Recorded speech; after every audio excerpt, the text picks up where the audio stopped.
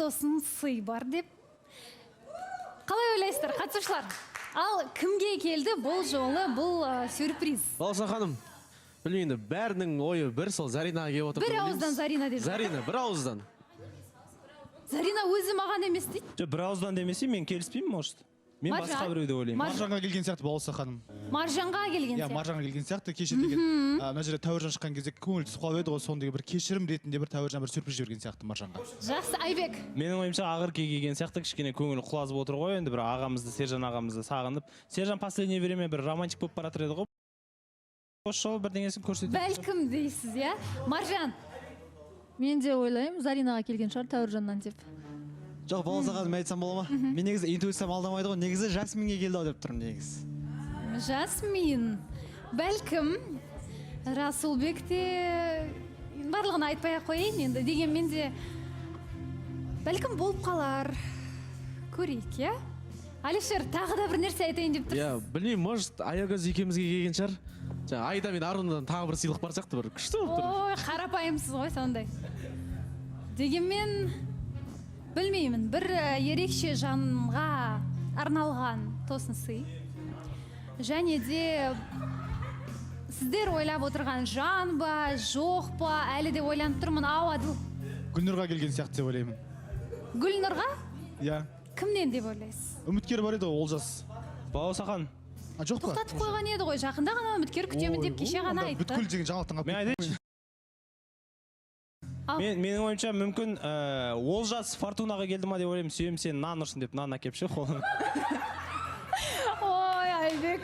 Балауса ханым, мен ойлаймын енді жаңа енді Айнұр айтып жатты ғой, ғалыммен сыртта кездесіп шешіп алдым деген сияқты. Мүмкін ғалым қайтадан келіп бір өзінің бағын сынап көруге Айнұрға келіп тұрған сияқты.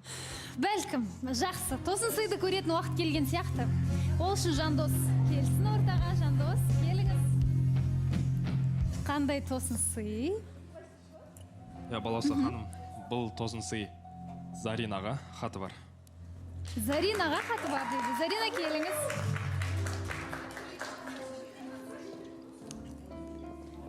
Хатын ашып берейін сізге. Асықпай оқып жіберіңіз. Көңіліңнің түскенін байқадым, ешқашан түсіруші болма, мұңайма, саған тек күлген жарасады, мына сыйлықпен әуен сен үшін көңіл күйіңді көтеріп отыр дейді. Тәуіржан деп жазып жіберіпті. Өте әуен деді. Тәттілер деп сізге мынадай тәттіні беріпті. Тәттілерін ала қойыңыз. Ал әуенді есту үшін жайғасу керек сізге. Келіңіз, жоқ, сіз менің жаныма жайғасыңызшы. Сар диванға жайғасыңыз, отырыңыз. Ал біз әуенді есту үшін ортаға Амина ханымды шақырамыз. Келіңіз.